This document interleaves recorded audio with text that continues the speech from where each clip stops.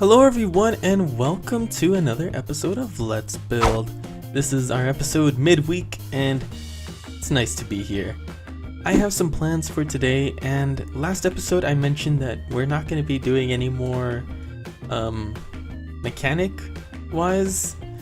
I think what we have here is pretty decent. I might add like small mechanics, but I think I'm done taking in requests for mechanics, and I'm pretty sure I mentioned that last episode.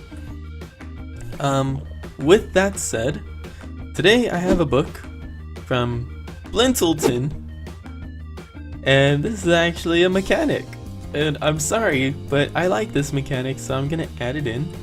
This is his head.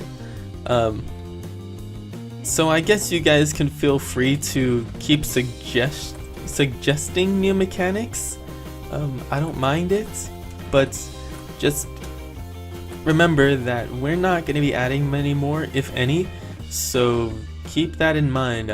If you want your book in here to be shown or to be read or anything like that, probably no more mechanic ideas.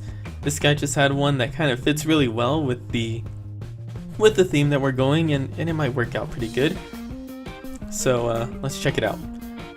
Sorry for adding this right now, but maybe there could be a carry mob rune that would teleport the nearest mob on top of the player and keep it on top. Then when it gets used again, it would drop the mob.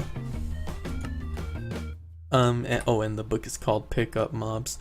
So yeah, I like this idea a lot. Actually, it's pretty clever. So basically, we'll have a rune. We right click while we are, I guess, next to a mob. We're gonna have to do random mobs. So for instance, if we are surrounded by chicken, we'll right click and then it'll do @r type equals not a player, and then it places them on our head. So that way it doesn't just give us all the mobs on top of our head kind of thing.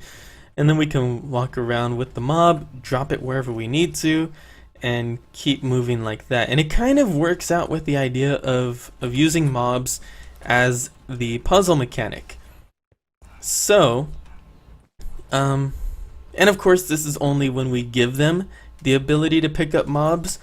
We don't want them to be able to right click on a mob whenever, just so that way, for instance, if there's one where we need to kind of guide a cow through a tunnel, we don't want to right click and just walk it through.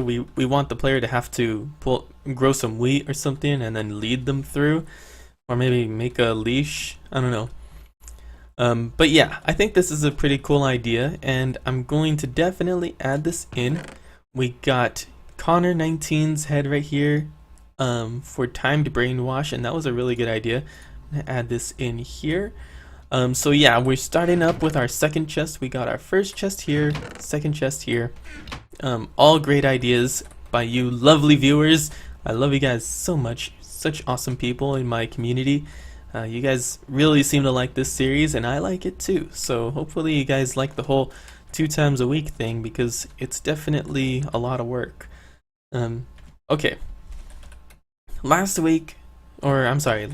Saturday, I posted up my video, and we worked a little bit on this pathway, and we also worked on this guy right here, which is our what do you call it?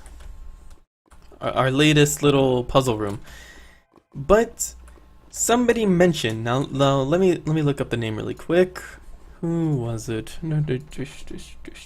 Cocritus. I think that's what it means. Yeah, or that's what it's saying. Basically, he says that Portal 2 is successful in introducing the mechanics bit by bit, not all at once. So he's saying that this would be smart to kind of introduce this separately. And actually, maybe that comment is worth a book. I'm not going to add it now, but maybe I'll do that during the second half of this episode. But basically he says we shouldn't just do, okay, here's this mechanic, here's that mechanic, here's the next mechanic. We should do, here's this mechanic, here's a couple rooms with it. Then here's the next mechanic, here's a couple rooms. And then maybe towards like the third room of each mechanic, we'll kind of implement all the previous ones or something. Just so that it all kind of leads up to a nice map. I did want this to be a short series. It was supposed to be like a 5 to 10 episode series, but I'm starting to think this is going to be a long series. And it's going to be difficult for me because I've never really been able to focus on building a map for very long. This one I've been focused on for a while though, because you guys seem to really enjoy it and I enjoy you guys enjoying it. So it works out that way. So as long as you guys keep watching, I'll keep having motivation to work on this. And of course share it with your friends, people who you think might like map making and stuff, because the more people who watch this, the more I am inspired to make this show work. And of course, they will have ideas possibly, and I can add those in as well. Okay, so what we're doing today though, to solve out that issue of the,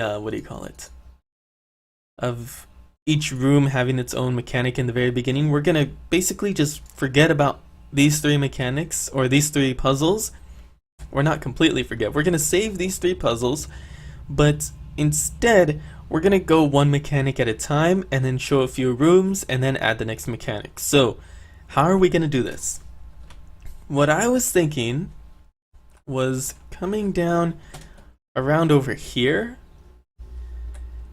So let's say we're here, we have a wool block for reference, and we're going to start building our puzzles right here. So let's say this is puzzle number 1, and then we'll go down a few blocks. We'll do this is another puzzle. We'll test them out and see which ones are more difficult, which ones maybe I'll bring on a friend and just have them randomly try it out and see what they think.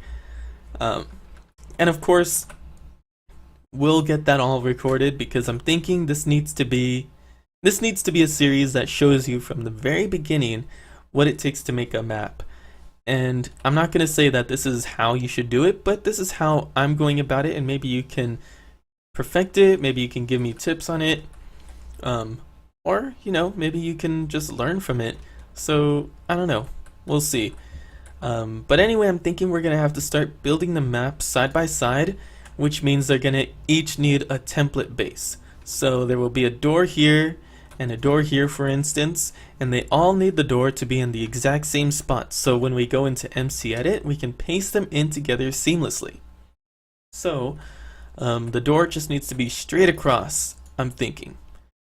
And if it's not straight across, we need to attach the second puzzle next to it and then consider that just one big puzzle, if you know what I mean. So for instance, let's say this is puzzle number 1, and so this is door entered and door exit, but we want to kind of have the door to be all the way up here. Well, for the next room, we're just gonna have to attach this puzzle to this puzzle and then make this all one big puzzle. So that way, even though the door enters here, exits here, then they will enter here and exit here, back to where they started, if that makes any sense. So I think that is our goal for today, is to try to figure out a steady kind of platform or template kind of thing to work out, and then maybe during the second half we'll try to implement the picking up mobs.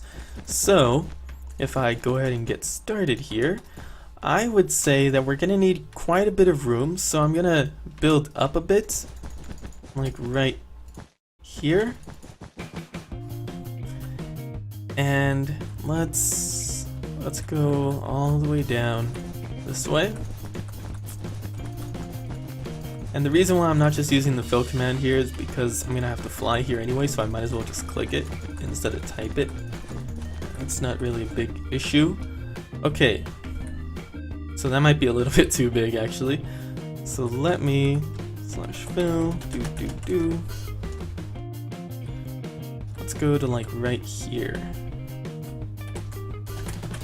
Minecraft. Okay, so we need to make a doorway. So every door has quartz blocks surrounding it. Where's our quartz blocks? Iron. Oh, we can also try iron. Quartz blocks with a redstone lamp on. Oh no, not a redstone lamp. A sea lantern on top. So we will go. So this will be the floor level. I think we'll keep this the floor of the doors. So we'll go like this.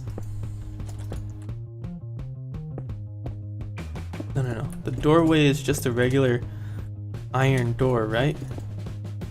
So we go like that, that, and then we go like that. And as for the connectors, we will add those. Actually, we probably should be doing this in the beginning. So this will be the exit door. Exit door will be just like that. The entrance door. So remember, we need a door on each side to be exactly the same. So it would be like this. You enter, you exit, and all is well. But this door also needs a little room, and each of the rooms can be the same. So what we'll do is we'll kind of create a little template room here that kind of acts as a save point, I guess we can say. So I think that'll be fair.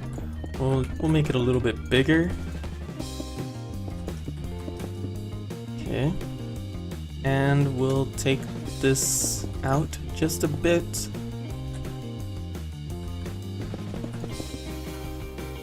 Maybe on the side we'll have a wall of text that on signs and stuff that kind of explain what's going on, or maybe just like a button that. Oh, you know what? I need to remember that on this side of the wall, the villagers will be walking here. So, well, I guess during the connection room we don't really care about the villagers, so I'm gonna take this one more out on each side. Is that a perfect square? That seems like the center. 1, 2, 3. 1, 2, 3, 4. Maybe we'll do.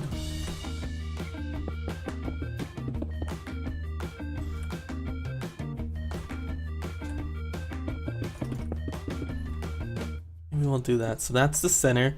1, 2, 3, 4. 1, 2, 3, 4. 1, 2, 3, 4. Okay, so this is the center. This is the connection room. Take this around. Okay, so I added this little design room here. Basically the way that this works is this is the connection between this puzzle and the next puzzle. So we're gonna walk through here and get our items removed because of the blue frame. And then we walk through to the next puzzle. And you can see in the chat it says spawn point saved. If I kill myself, you will see that I spawn here. Now that's actually not where I wanted to spawn. I wanted to spawn here, so, or actually here. So that's 1, 2, 3, 4, 5 blocks. I had it set to 4. I don't know why. Let me set that to 5. Let's do this again. So you walk through here, spawn point, slash kill, respawn, you're on this side of the room, and now you need to go that way. So the reason why I do this is because, let's say we walk through here, we get our items, and then we go slash kill. Well, you're gonna see we get our item back. Now this is a problem. Actually, well, maybe we should spawn here. So the item is automatically removed, and every time you die, we're gonna have to make sure that the map is reset. So that's kind of an important thing. As soon as you die, basically the map is completely reset. So let's go back here and let's change that back to 4 because I think that's gonna work better. The only thing that's annoying is as soon as you die and then you respawn, all you hear is that constantly. So I might change the frames to only remove the items if the player has absolutely nothing in the inventory. But I'm not sure how to test for that. There's possibly a way, but I'll have to look into it. But yeah, I figured we can decorate every room somewhat differently. Maybe add some signs, maybe add some, like, I don't know, some blocks or a chest somewhere. Something, you know, unique about each one of these. Maybe we can have like hints of what the map might be or something like that. We'll see. But I think this is a nice little room. Kind of simple enough to act like a template for future things, which I think is very important. So I left the hole here, and that is because at the end you can see that there is a door there. So once we pass through the door, we're gonna walk through this hole into this room, and that's how it's gonna work. Pretty simple, I think. I don't think this is gonna be any worse than I could make it. So yeah, let me know what you guys think about this little room, and if you guys have ideas of special like little hints or something that we can add in here, feel free to let me know. But anyway, let's go ahead and move on, shall we? Okay, so we have our templates, and I think the most important thing to do now is to start setting, well, I guess we should probably move those little maps over here and kind of apply them to this template. And then we should start working on maybe coming up with some plans for the next maps, or for the next puzzles, or at least for the first one. The first one, if you don't remember, is the No AI tool. So if you're new to the series, I would suggest going back to those episodes and checking them out. But basically what that means is we have an entity, we right click with a rune, their AI switches from No AI to Yes AI basically. And we use mechanics like that. So let's see here. How do we want to go about this? We should probably go into MCEdit and move those over first. So let's go ahead and do that. Okay, so we are in MCEdit currently, and these are the different rooms. So because everything is basically not updated in MCEdit, it's going to be very difficult to see the difference between the rooms, because you can see in the little black box by the cursor, it says future block at the very bottom. So that means that they have not updated to a version that has that kind of block. Block Accords, I think they added the name, but they never added the texture. I know for sure that somebody is working on a new version of MCEdit, but it is not quite ready for use just yet. So we're going to be using this one for now until, you know, a better one comes along. So what we need to do is grab this room right here. So we have that, and we grab it. Let's see. We're gonna have to play around with it in game, because it's not gonna be perfect. We're gonna have to adjust it so that it does fit with everything else, and of course we're gonna have to redo the pathing for the villager, which shouldn't be a big problem. So this should be room number 1 here. I'm just gonna copy that, and I'm going to, let's see, how do we want to do this? Actually, what I should do here is make this template official. So We're gonna come out here. Whoops, that is not what I wanted to do. Take that in right around here, like so. And this. Oh, sorry about that. Okay, now we need to make sure we add the bottom bits here. Oh, I thought I didn't see the command blocks for some reason. Okay, so I think that's fair enough. That's the only thing that I can think about that we had to add here. Great, so now what we do is we're going to tile this down this way a bit. There might be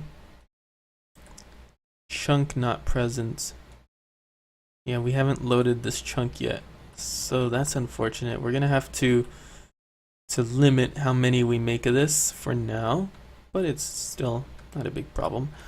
But basically the way that we're gonna do this is we have a clone and we go, oh goodness, don't make this difficult on me. You're making this very difficult on me.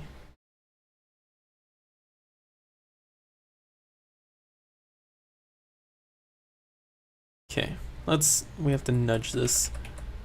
Okay, so we want it to line up with everything perfectly, and we want to make sure that there's enough room, let's see, enough room to work with when building our maps. So we don't want to have a very small gap, we want to have a decent sized gap, which I think that might be plenty.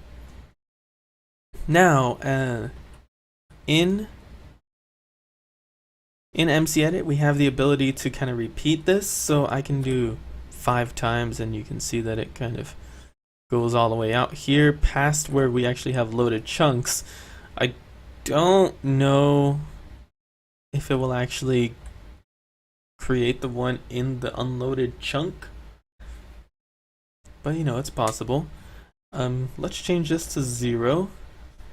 That is the space between it. Let's just leave that at 0. So 50 blocks. Maybe not 50 blocks. So 0 is at 1, 2, 3, 4, 5, 6, 7, 8, 9, 10, 11. Yeah, 40 might be big enough. Let's see if it does repeat any further than it is allowed. So 10. Yeah, we'll go ahead and do 10, and then we'll just hit clone. This will render all the blocks, and it should come out in the world perfectly, I hope. Okay, so it's rendering these blocks here. It's not rendering the blocks underneath it. So that could be a problem. We'll see. We'll find out right now. So we can deselect that. And I'm going to save this one as the control so that we can always come back to it if we need to make more copies of it. Okay, and then we have this guy, which we can paste right over here. So this is the entrance, the doorway here. We want to take that down 1 block, and then we want to connect the walls together like so. And I think that is actually perfect. So this is room number 1. Let's hit enter. Why did I do that on my supposedly controlled one? Let's leave our control, like I said. So we'll place that right on here. Nudge down, and then place the walls next to each other. Like that. And I'll go ahead and do the rest of them so that you guys don't have to see the boring process over again. Okay, so I cleared out this whole space, and as you can see, we have our little our room detector, I guess level detector, that's what it is, floating in midair, and I realized that we're gonna have to fix him for every map, specifically every coordinate, but that'll have to be later on. Unfortunately, we won't be able to do it right away. But I did add these fellows here. As you can see, they are all there. And I added, what was it, 10 of these? So let's see, 1, 2, 3, 4, 5, 6, 7, 8. It looks like it's working. 9 and 10. Yep. They are all there. Cool. So that means I can just come along this line and add in whatever I need to add. And of course, I could always, let's say like after I implement this map in there, I can delete that and then add the next map. And then that way it won't take up so much space down the line.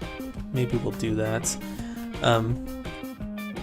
As I said though, we are going to have to kind of fix each one of these to work. So for instance, we have 2 entrances on this side, and we have another frame here that's clearing our inventory. We don't want that, so what we want to do is basically get rid of this door here. And this pressure plate is actually important because it's powering all of this stuff. So we're gonna have to figure out that redstone stuff too after we implement it. I guess everything is gonna have to be relative coordinates because we cannot create everything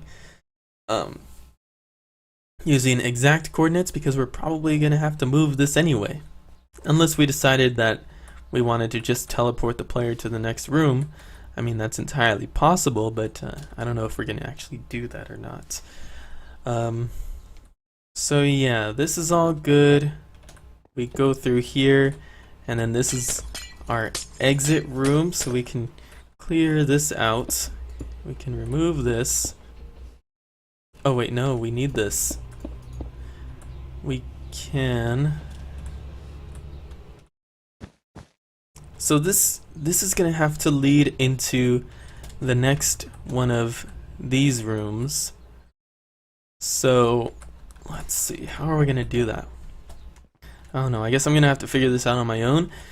These first 3 rooms might not be exactly what we wanted it to be because we didn't really plan this from the very beginning, but now, from now on, all of the rooms are gonna work through this kind of template.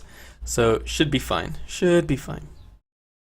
Unfortunately, we did not have time to work on the picking up mobs mechanic, but I did have an idea that might make up for it. On Saturday, we're gonna definitely get that picking up mobs mechanic going, but I have an idea for the story. Now, I was wondering, how are we gonna do a boss fight, especially with a villager? And I think this is our answer. Picking up mobs. What if we have, well, first of all, we can fight the, man, the shadows are weird. Does not show on top of the slabs or the stairs. Trippy. But yeah, I was like, okay, we can get the villager to send like zombies to attack us. That's always possible. Yeah, we'll do that. But how are we gonna defeat the villager himself? Well, what if he tries to run away? Like, let's say we completely defeated him and he's like, I will come back for you, and then our job is to be like, you are not getting away. So we have to like trap him and put him in jail or some kind of like testing chamber of his own. And the way that we can do that is just by picking him up and chasing him there, or taking him there. He can try to run away and he'll like jump off of the player to get away, and then you have to keep an eye on him and run back and chase after him before he gets away. Kind of like a last-ditch effort of him getting away. You're gonna just completely catch him and put him inside a cage with other mobs and stuff. Yeah, I think that's a pretty good idea, actually. Which means we can have something up here. We can have like something up here that that is like a long corridor. Okay, well I guess we can use this. So he can try to run down the hallways and we'll go and catch him. We have to take him all the way over here, and then if we drop him into there, there will be like a cage or something that he gets locked into. Yeah, that might be pretty cool. So yeah, we'll have to set up a cage, and then we'll have to figure out a way to sort of give the player all of the runes that he or she would need to complete the map. But anyway, that's going to be it for today's episode. I hope you enjoyed the video, and I will see you in the next one. Take care. Bye!